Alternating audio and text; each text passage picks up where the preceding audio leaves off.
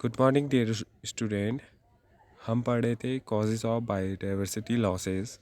क्या क्या कॉज होते हैं, इनमें दो लॉस के बारे में हम ऑलरेडी पढ़ चुके हैं, habitat loss and fragmentation, and second one is over exploitation. तो next one is alien species invasion. क्या होता है ये? When alien species are introduce unintentionally or deliberately for whatever purpose, some of them turn invasive। क्या होता है, जब भी हम किसी फॉरेन या एलियन स्पीस को जो उस हैबिटेट में सरवाइव नहीं करती है उसको इंट्रोड्यूस कराते हैं किसी हैबिटेट के अंदर, तो चाहे उसका कोई भी पर्पस हो, तो उनमें से कुछ ऐसी होती हैं जो क्या होती हैं, तेज़ी के साथ उस हैबिटेट में फैल जाती हैं एंड कॉज डिक्लाइन और एक्सटेंशन ऑफ इंग्रेडिएंट स्पीसीज। तो जो वहाँ की मूल स्पीसीज़ हैं उनको वो क्या कर देती हैं, बिल्कुल ही रिमूव कर देती हैं या फिर उनके नंबर को कम कर देती हैं। The Nile perch introduce into lake Victoria in East Africa led eventually the extinction of an ecologically unique assemblage of more than 2200 species of cichlid fish in the lake.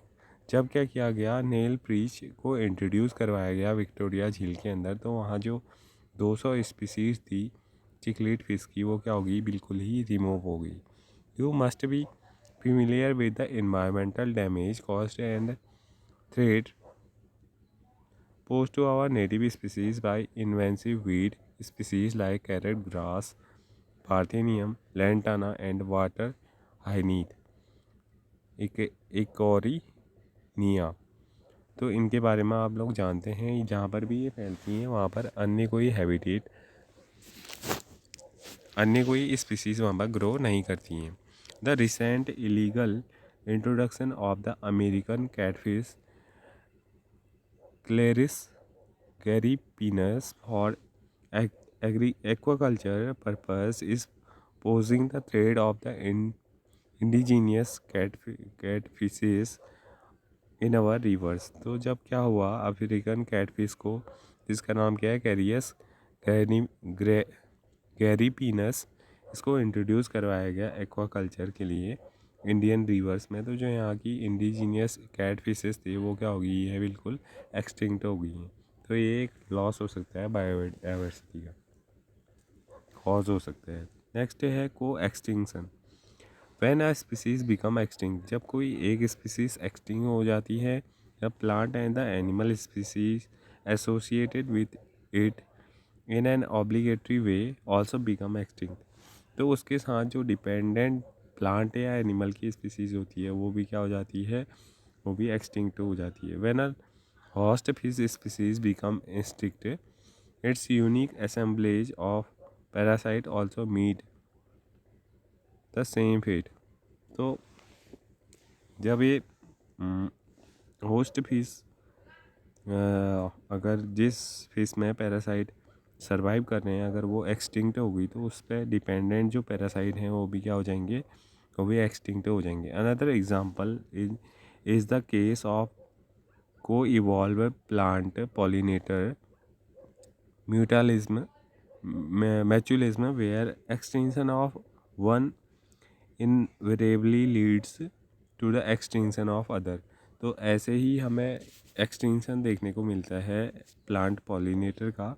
अगर कोई प्लांट पॉलिनेटर अगर extinct हो जाता है, तो उससे उस पर डिपेंडेंट जो क्रॉप है या फिर प्लांट हैं वो भी क्या हो जाते हैं, एक्सटिंक्ट हो जाते हैं, क्योंकि उनमें पॉलिनेशन की प्रोसेस नहीं होती। और अगर पॉलिनेशन नहीं होगा, तो इस वजह से क्या हो जाएगा, वहाँ पर उस प्लांट की ग्रोथ या उस प्लांट की जो पॉपुलेशन है वो धीरे धीरे कम हो जाएगी, और एक टाइम ऐसा आएगा जब वो पूरी तरीके से क्या हो जाएंगी, एक्सटिंक्ट हो जाएंगी। Next topic is biodiversity conservation. Biodiversity को हम कैसे कंजर्व करें, why should we conserve biodiversity, हम बायोडाइवर्सिटी को क्यों कंजर्व करें। There are many reasons, some obvious and other not so obvious, but all equal important. They can be grouped into three categories narrowly: utilitarian, broadly utilitarian and ethical. The narrow utilitarian argument for conserving biodiversity are obvious. Human derives countless direct economic benefit from nature, such as food, carols, pulses, and fruits, firewood, fiber, construction materials, industrial product, tannins, lubricants, dyes, resin, perfumes and product of medical importance. तो हमें अगर हम देखें human क्या करता है, biodiversity से अलग अलग टाइप के फूड या फिर इकोनॉमिक बेनिफिट के प्रोडक्ट को, जैसे कि फूड को या फिर फायरवुड को, फाइबर्स को या फिर कंस्ट्रक्शन मटेरियल को क्या करता है, डिराइव करता है अपनी बायोडाइवर्सिटी से. More than 25% of the drug currently sold in the market worldwide are driven from plant, and 25,000 species of plant contribute to the traditional medicine used by native peoples around the world. लगभग 25,000 plant की species से हम क्या करते हैं, traditional medicine का formation करते हैं, और लगभग 25% जो ड्रग्स हैं उनका प्रोडक्शन भी कहाँ से होता है, प्लांट से होता है. Nobody knows how many more medicinally useful plants there are in the tropical rainforest waiting to be explored. तो अभी भी कितने सारे ऐसे प्लांट की स्पीसीज हो सकती हैं जो मेडिसिनल पर्पस के लिए यूज़ हो. With increasing resources put into bio prospecting, exploring molecular, genetic and species level diversity for product of economic importance, nations endowed with rich biodiversity can accept to receive enormous benefit. तो हमें अपने benefit के लिए biodiversity को conserve करना ज़रूरी है. दूसरा जो रीज़न है वो है broadly utilitarian argument that says that biodiversity play a major role in many ecosystem services that nature provide. तो बायोडाइवर्सिटी के द्वारा क्या होता है, मेजर रोल प्ले किया जाता है बहुत सारी जो इकोसिस्टम है वहाँ पर सर्विस देने के लिए. The fast dwindling Amazon forest in the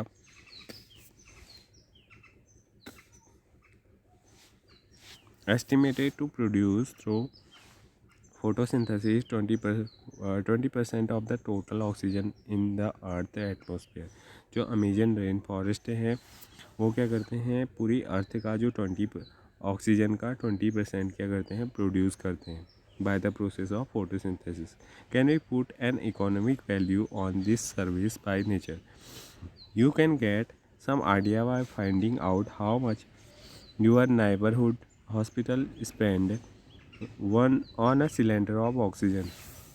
तो हमारे जो आसपास के हॉस्पिटल हैं उनको एक सिलेंडर ऑक्सीजन के लिए कितना कॉस्ट या कितना पेमेंट करना पड़ता है, आप इस बात से समझ सकते हैं.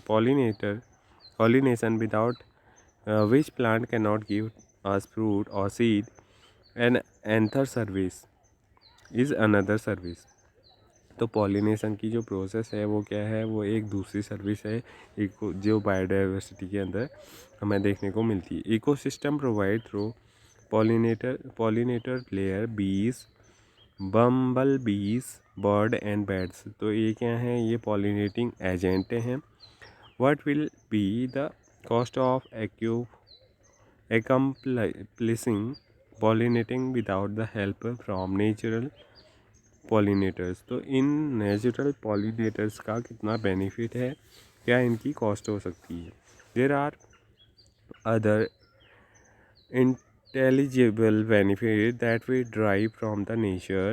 The aesthetic pleasure of walking through thick wood, watching spring flower in full bloom, and waking up the bulbul song in the morning can be put the price tag to such things। तो ऐसे ही बहुत सारे intangible benefits हमें लगातार मिलते रहते हैं अपनी बायोडाइवर्सिटी से। अगर हम इथिकल आर्ग्यूमेंट की बात करें for conserving biodiversity relate to what we 1 to million of plant animal and microbes species with whom we share this planet, जिनके साथ हम अपने प्लानट को शेयर करते हैं उसमें मिलियंस ऑफ प्लांट एनिमल्स हैं और माइक्रोब्स के नंबर्स भी काफ़ी ज़्यादा हैं। फिलोसॉफिकली और spiritually we need to realise that every species has an intrinsic value even if it may not be correct or any economic value to us। तो जिन चीज़ों का हमारे लिए कोई इकोनॉमिक वैल्यू नहीं है या फिर करंट वैल्यू नहीं है वो सारी चीज़ें भी वैल्यूएबल हैं, उनका कुछ ना कुछ महत्व हमारी बायोडाइवर्सिटी के अंदर देखने को मिलता है। We have a moral duty to care for their wellbeing and pass on our biological legacy in good order to future generation. तो हमें अपने फ्यूचर जनरेशन को बनाए रखने के लिए क्या करने की ज़रूरत है, अपने बायोडाइवर्सिटी को कंजर्व करने की ज़रूरत है। तो आज का लेक्चर यहाँ पर कंप्लीट होता है, इससे आगे हम नेक्स्ट वीडियो में देखेंगे। Thank you.